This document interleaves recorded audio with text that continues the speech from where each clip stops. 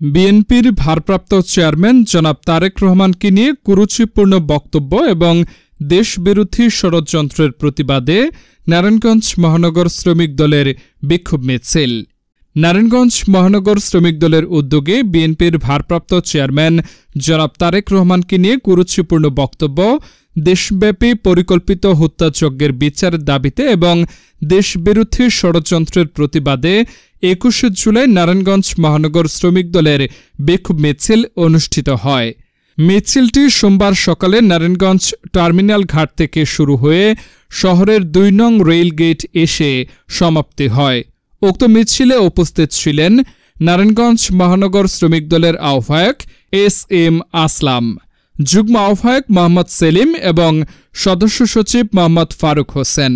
এ সময় প্রতিবাদী বিক্ষোভ মিছিল শেষে গুরুত্বপূর্ণ বক্তব্যে অতিথিরা যা বলেন। কেন্দ্রীয় নেতৃবৃন্দকে হঠাৎ করে ৬ জুলাই গোপালগঞ্জ ঘোষণা হলো। এই ষড়যন্ত্রকারীরা আজকে বাংলাদেশের নির্বাচন যাতে না হয়, যাতে তারা হালুয়া রুটি খেতে পারে সেই চেষ্টাই করছে। তারা দেখেন এখন এক একজনের গান মুখ ঘোরাটির মতন হয়ে গেছে। যারা আজ থেকে ১ বছর আগেও জমা করতো, আজকে তারা ৩ কোটি টাকা গাড়ি করে। এই বাংলাদেশে শুদ্ধ গণতান্ত্রিক পদ্ধতিতে নির্বাচন হোক।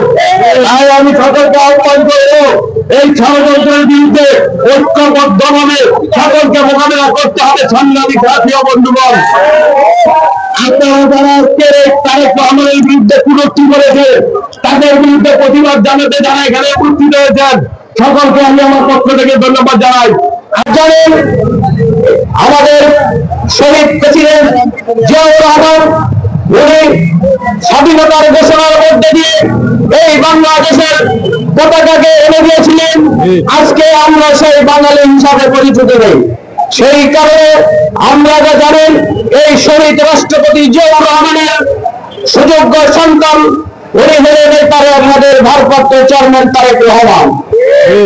আপনারা জানেন, গত সাবেক ৩বারের প্রধানমন্ত্রী দেশনেত্রী বেগম খালেদা জিয়া, যার জনপ্রিয়তা এই দেশের মানুষের সবচেয়ে বেশি জনপ্রিয়তা নিয়ে যেই নেত্রী একবার ৫টি আসনে নির্বাচন করলে পরাজিত হন না, সেই আমাদের নেত্রী, তার সুযোগ্য সন্তান তারেক রহমান, তার বিরুদ্ধে কথা বলতে আপনারা পরবর্তীতে মুখে লাগাম দিবেন। কারণ যদি মুখে লাগাম না দেন, এই ধরনের কটূক্তিজনক বিএনপিকে নিয়ে, বিএনপির কর্ণধার ভারপ্রাপ্ত চেয়ারম্যান তারেক রহমানকে নিয়ে যদি, খালেদা জিয়াকে নিয়ে যদি, এই দলকে নিয়ে যদি আবার কোনোদিন এই ধরনের কটূক্তি তোমরা শুনে, তাহলে ঘরে তুলবে এবং আমাদের উচিত জবাব দিলে। ইতিমধ্যে জুলাই আগস্টের ছাত্র জনতা শ্রমিক আন্দোলনের পর তারা এই প্রতিবাদের সাথে যুক্ত, সবাই এখন দেশ ত্যাগ করেছে।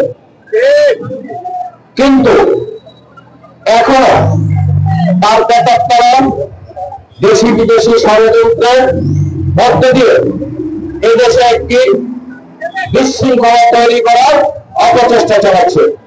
আমরা এখন দেখতেছি এদেশের ফ্যাসিবাদ, দুঃশাসন, স্বৈরাচার, নৈরাজ্য বিদায় করার লক্ষ্যে এদেশের ২০ কোটি মানুষের খাদ্যের, কাপড়ের, চিকিৎসার এবং গণতন্ত্রকে পুনরুদ্ধারের লক্ষ্যে, কিন্তু তারাই আজকে ওই দাতার সাথে ষড়যন্ত্রে লিপ্ত এবং আমাদের উচিত জবাব দিলে এই প্রত্যাশা করে এবং আজকে যারা এখানে উপস্থিত হয়েছেন সবাইকে নারায়ণগঞ্জ মহানগর শ্রমিক দলের পক্ষ থেকে আন্তরিক শুভেচ্ছা, ধন্যবাদ।